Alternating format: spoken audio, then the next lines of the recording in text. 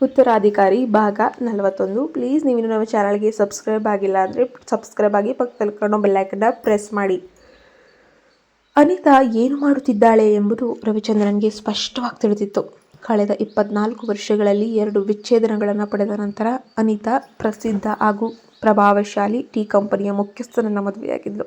ತನ್ನ ಹೊಸ ಜೀವನವನ್ನು ಸುಭದ್ರಗೊಳಿಸಿಕೊಂಡು ನಂತರ ಅಸಹಾಯಕ ಮಾಜಿ ಪತಿಯನ್ನು ಎಲ್ಲ ರೀತಿಯಿಂದಲೂ ದೂರ ತಳ್ಳಲು ಆಕೆ ನಿರಂತರವಾಗಿ ಯತ್ನಿಸ್ತಾ ಇದ್ಲು.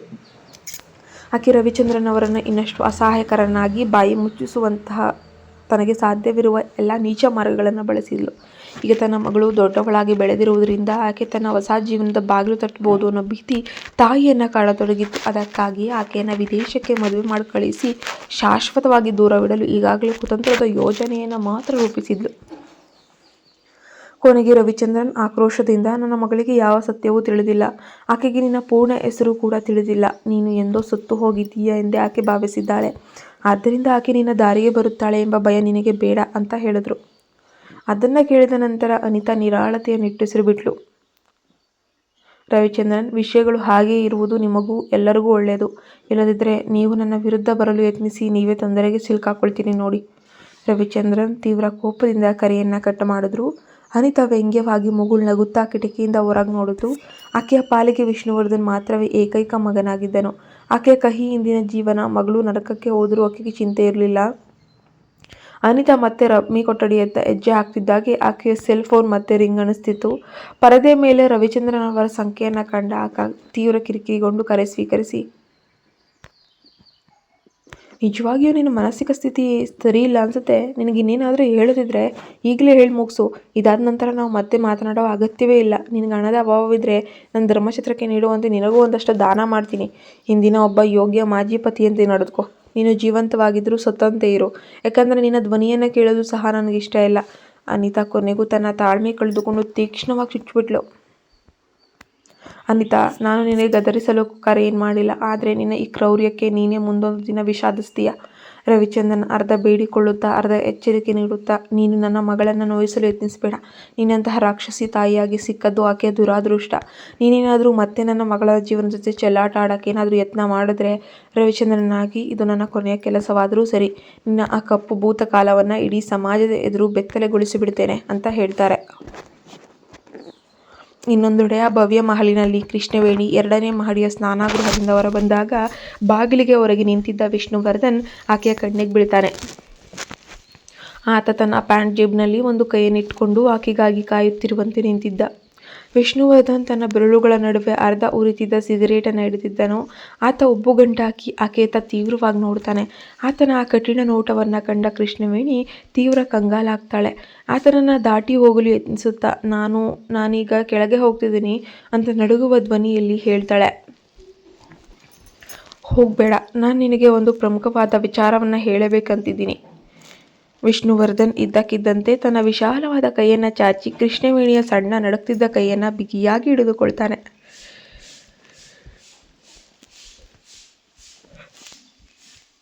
ಕೃಷ್ಣವೇಣಿ ಗೊಂದಲದಿಂದ ಉಬ್ಬನ್ನು ಗಂಟಾಗ್ತಾಳೆ. ಆದರೆ ಅದಕ್ಕೆ ಅವಕಾಶ ನೀಡಿದ ವಿಷ್ಣುವರ್ಧನ್ ಆಕೆಯನ್ನು ತಟ್ಟನೆ ತಿರುಗಿಸಿ ಪಕ್ಕದಲ್ಲಿದ್ದ ಕೊಠಡಿಯ ಬಾಗಿಲನ್ನು ತೆರೆದು ಒಳಗೆ ತಳ್ತಾನೆ. ಅವಳು ಒಳಗೋದ ತಕ್ಷಣ ಬಾಗಿಲನ್ನು ಮುಚ್ಚಿ ಹಿಡಿಕೆಯನ್ನು ಬಲವಾಗಿ ಲಾಕ್ ಮಾಡಿ ಆಕೆ ಭಯದಿಂದ ಅವನತ್ತ ತಿರುಗಿದಾಗ ಆತನ ಅಗಲವಾದ ಎದೆ ಆಕೆಯ ಗೋಡೆಯ ಮೂಲೆಗೊತ್ತುತ್ತೆ.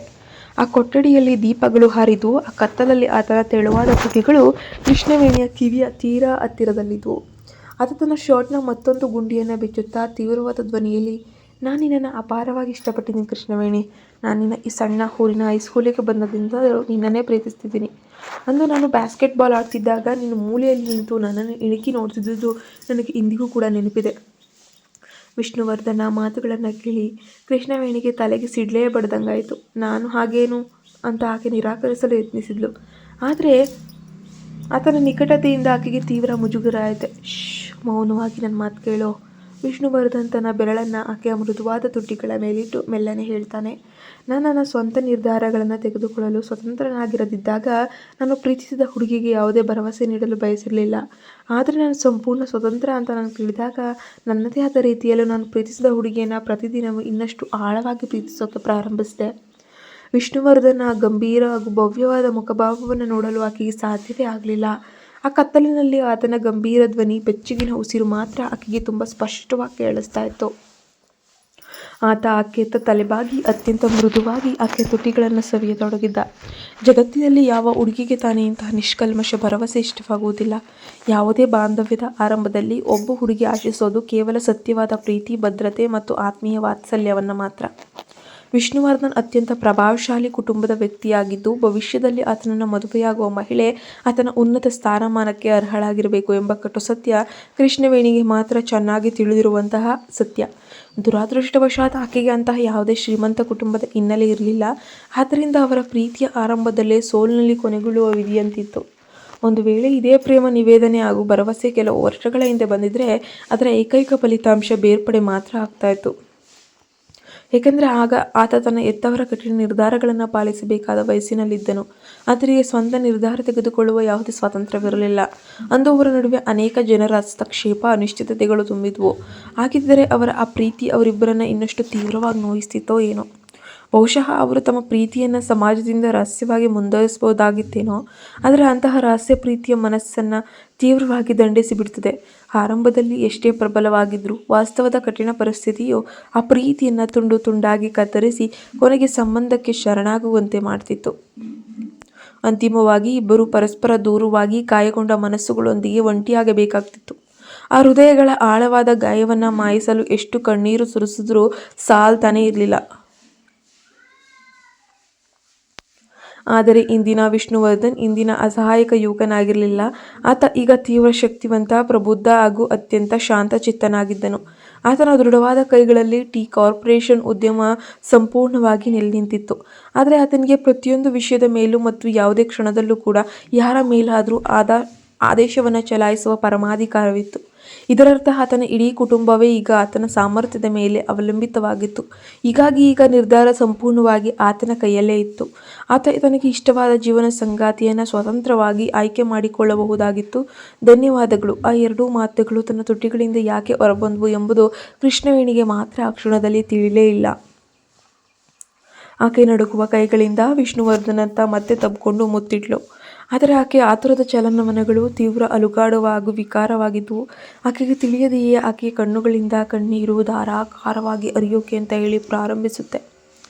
ಆಕೆಯ ಕಣ್ಣೀರಿನ ಉಪ್ಪು ರುಚಿಯನ್ನು ಅನುಭವಿಸಿದ ಆತ ತನ್ನ ಆಸೆಭರಿತ ಕಣ್ಣುಗಳನ್ನು ತೆರೆದು ಆಕೆಯನ್ನು ನೋಡ್ತಾನೆ. ಕೃಷ್ಣವೇಣಿಗೆ ಇನ್ನೂ ಆತನ ತೀಕ್ಷ್ಣ ಕಣ್ಣುಗಳನ್ನು ನೇರವಾಗಿ ನೋಡುವ ಧೈರ್ಯ ಖಂಡಿತ ಇರಲಿಲ್ಲ. ಆತ ಆಕೆಯ ಮಸುಕಾದ ಮೃದುವಾದ ಮುಖವನ್ನು ತನ್ನ ಬೆರಳುಗಳಿಂದ ಮೆಲ್ಲನೆ ಮೇಲಕ್ಕೆತ್ತಿ ಆಕೆಯ ಹೆದರಿದ ನೋಟವನ್ನು ತನ್ನತ್ತ ತಿರುಗಿಸುವಂತೆ ಮಾಡ್ತಾನೆ. ಕೃಷ್ಣವೇಣಿಯ ಹೃದಯ ಬಡಿತ ಅತಿಯಾಗಿ ವೇಗಗೊಂಡಿತ್ತು. ಕೊಠಡಿಯ ಮಂದ ಬೆಳಕಿಗೆ ಆಕೆಯ ಕಣ್ಣುಗಳು ಹೊಂದಿಕೊಂಡ ನಂತರ ಆತನ ಕಣ್ಣುಗಳಲ್ಲಿ ಪ್ರೀತಿಯ ಜೊತೆಗೆ ಒಂದು ರೀತಿಯ ವಿಜಯೋತ್ಸವದ ನೋಟವೂ ಸ್ಪಷ್ಟವಾಗಿ ಕಾಣಿಸ್ತಾ ಇತ್ತು.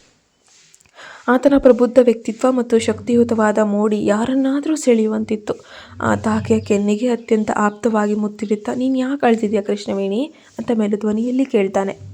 ಕೃಷ್ಣವೇಣಿಯ ಕಣ್ಣುಗಳು ನಡುಗ್ತವೆ. ಆಕೆ ಮೌನವಾಗಿ ತಲೆಯಾಡಿಸುತ್ತಾ, "ಅದು ಅನಾಥ ಅನರ್ಹ ಹುಡುಗಿ ನಿನಗೆ ಇಷ್ಟವಾಗುತ್ತಾಳೆ ಎಂಬುದನ್ನು ನನಗೆ ಎಂದಿಗೂ ನಂಬೋಕೆ ಸಾಧ್ಯವಾಗ್ತಾ ಇಲ್ಲ" ಅಂತ ಹೇಳ್ತಾಳೆ.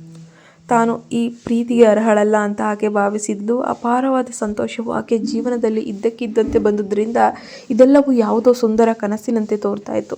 ಇದು ನಿಜವೆಂದು ಆಕೆಗೆ ತಿಳಿದಿದ್ರು ಎಲ್ಲಿ ಇದು ಮುಂದಿನ ಕ್ಷಣದಲ್ಲಿ ಕರಗಿ ಹೋಗುವ ಕನಸಾಗಿ ಬಿಡುವುದೋ ಅಂತ ಭಯ ಆಕೆಯನ್ನು ಕಾಡ್ತಾ ಇತ್ತು. ಒಂದು ವೇಳೆ ಇದು ಕನಸೇ ಆಗಿದ್ರೆ ಆಕೆ ಈ ಸವಿ ಕನಸಿನಿಂದ ಎಂದಿಗೂ ಕೂಡ ಎಚ್ಚರಗೊಳ್ಳಲು ಬಯಸ್ತಾ ಇರಲಿಲ್ಲ.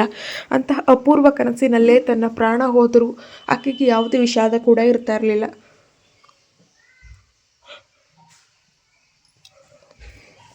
ಆಕೆಯ ಮಾತುಗಳನ್ನು ಕೇಳಿದ ವಿಷ್ಣುವರ್ಧನ ಮುಂದಿನ ಹೆಚ್ಚು ಮುತ್ತು ಸ್ವಾಭಾವಿಕ, ಉಗ್ರ, ಪ್ರಾಬಲ್ಯಯುತವಾಗಿತ್ತು. ತಾನು ನಿಜವಾಗಿಯೂ ಆಕೆಗೆ ಎದುರಿಗಿದ್ದೇನೆ ಅಂತ, ತನ್ನ ಆತ್ಮವು ಆಕೆಯ ಪ್ರೀತಿಯಿಂದ ಹೊತ್ತಿ ಉರಿತಿದೆ ಅಂತ ಆಕೆಗೆ ಮನವರಿಕೆ ಮಾಡಿಕೊಡೋಕೆ ಬಯಸ್ತ.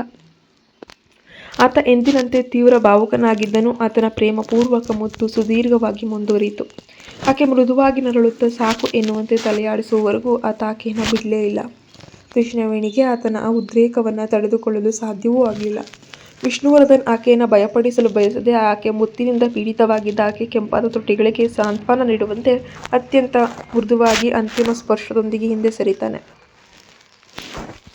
ಅವರಿಬ್ಬರು ಕೊಠಡಿಯಿಂದ ಕೆಳಗೆ ಹೋಗಲು ಸಿದ್ಧರಾದಾಗ ಕೃಷ್ಣವೇಣಿ ಕೊಂಚ ಆತಂಕಗೊಂಡಳು.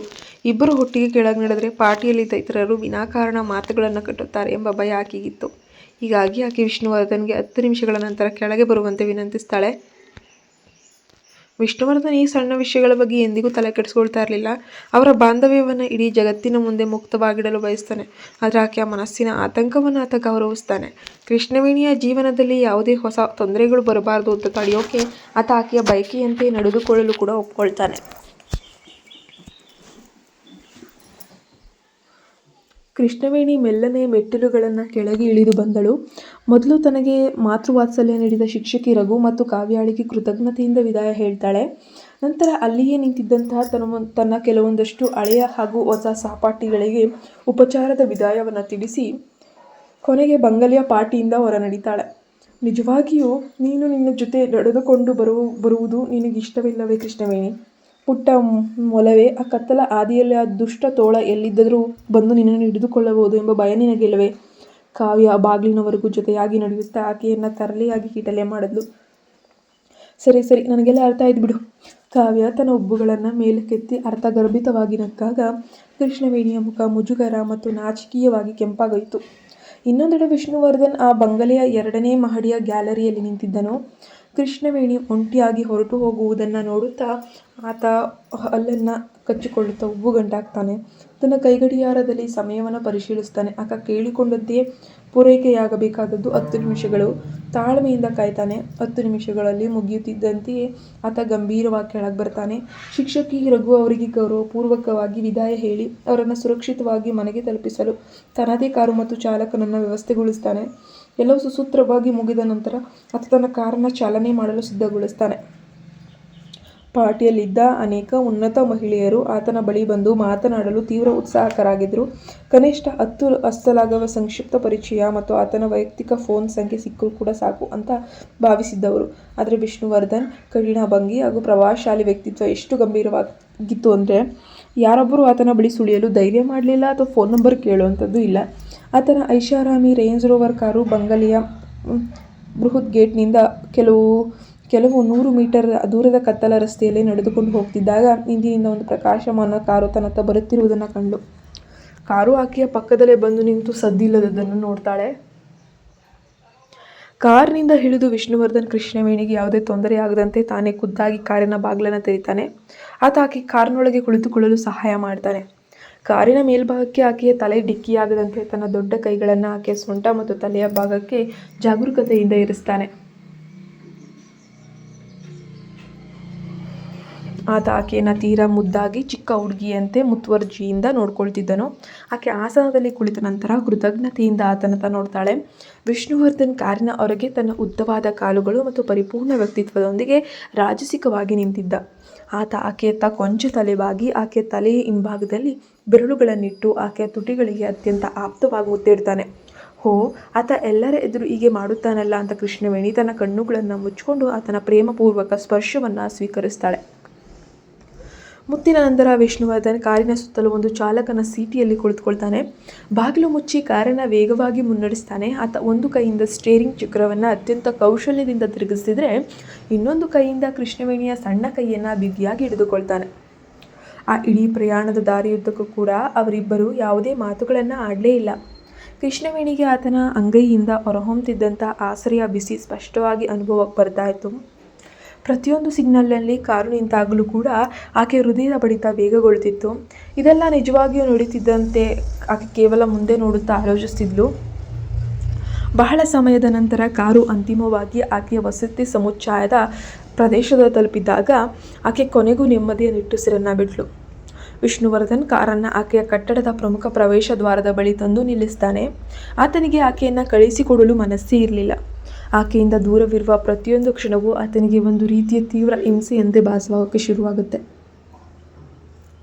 ನಾನು ಮೇಲಕ್ಕೆ ಹೋಗ್ತೀನಿ, ನೀನು ಮನೆಗೆ ನಿಂತಿರುವಾಗ ಕಾರನ್ನು ಮೆಲ್ಲನೆ ಹೊರಡಿಸು ಅಂತ ಕೃಷ್ಣವೇಣಿ ತನ್ನ ಕೆಂಪಾಗಿದ್ದ ಮುಖವನ್ನು ಮರೆಸಿಕೊಳ್ಳುತ್ತಾ ಮೆಲುಧ್ವನಿಯಲ್ಲಿ ಹೇಳ್ತಾಳೆ.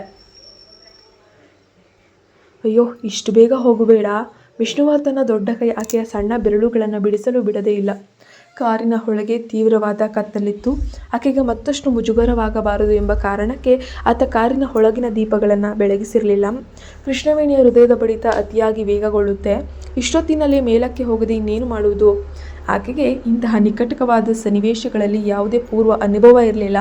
ಆಕೆ ಆ ಹಳೆಯ ಜಯಕುಮಾರ್ ಜೊತೆಗಿದ್ದಾಗ ಆತ ಎಂದಿಗೂ ಕೂಡ ಈ ರೀತಿಯ ನೈಜ ಆಪ್ತತೆಯನ್ನಾಗಲಿ ಕಾಳಜಿಯನ್ನಾಗಲಿ ಆತ ಅಷ್ಟೊಂದು ತೋರಿಸಿರಲಿಲ್ಲ. ಆದರೆ ಮಾತಿನಲ್ಲಿ ಮಾತ್ರ ತುಂಬ ಹೊಟ್ಟೆ ತುಂಬಿಸುವ. ಅದೇ ಸರಿಯಾದ ಕ್ಷಣದಲ್ಲಿ ಕೃಷ್ಣವೇಣಿಯ ಫೋನ್ ಇದ್ದಕ್ಕಿದ್ದಂತೆ ರಿಂಗಾಯಿತು. ನಾನು ಆ ಕರೆಯನ್ನು ಸ್ವೀಕರಿಸಬೇಕು ಅಂತ ಹೇಳಿ ಆಕೆ ನಾಚಿಕೆಯಿಂದ ತನ್ನ ಕೈಯನ್ನು ಆತನ ಹಿಡಿತದಿಂದ ಮೆಲ್ಲನೆ ಹಿಂದಕ್ಕೆ ಎಳೆದುಕೊಂಡ್ಳು. ಆ ಕರೆಯನ್ನು ಮಾಡಿದ್ದು ಆಕೆಯ ಆಪ್ತ ಗೆಳತಿ ನಿಶಾ. ಆಕೆ ಅಪಾರ್ಟ್ಮೆಂಟ್ನ ಬಾಲ್ಕನಿಯಲ್ಲಿ ನಿಂತು ಕೆಳಗೆ ನೋಡ್ತಿದ್ಲು.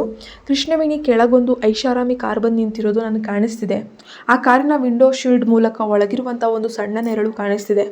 ಮೊಬೈಲ್ನ ಬೆಳಕು ಬಿದ್ದಾಗ ಒಳಗಿದ್ದ ವ್ಯಕ್ತಿ ನಿನಗೆ ತೀರಾ ಹತ್ತಿರದಲ್ಲಿದ್ದಂತೆ ಕಾಣಿಸ್ತು. ಅದು ನಿನ್ನ ಆ ರಹಸ್ಯ ಭೇಟಿಯ ವ್ಯಕ್ತಿಯ ಕಾರ್ ತಾನೆ? ಆತ ನಿನ್ನನ್ನು ಕಾರಿನಿಂದ ಹೊರಗೆ ಬರಲು ಬಿಡದೆ ಏನಾದರೂ ಕಿರಿಕಿರಿ ಮಾಡ್ತಾ ಇದ್ದೆ, ಏನು ಕತೆ? ಆಗಿದ್ದಲ್ಲಿ ಹೇಳು, ನಾನು ತಕ್ಷಣ ಕೆಳಗೆ ಬಂದುಬಿಡ್ತೀನಿ ಅಂತ ಹೇಳಿದ್ಲು. ಅಯ್ಯಯ್ಯೋ ಇಲ್ಲ ಹಾಗೇನಿಲ್ಲ, ನಾನು ಈಗಷ್ಟೇ ಮೇಲಕ್ಕೆ ಬರ್ತಿದ್ದೀನಿ. ಕೃಷ್ಣವೇಣಿ ಆತುರದಿಂದ ಮಾತನ್ನು ಮುಗಿಸಿ ಕರೆ ಕಟ್ ಮಾಡ್ತಾಳೆ.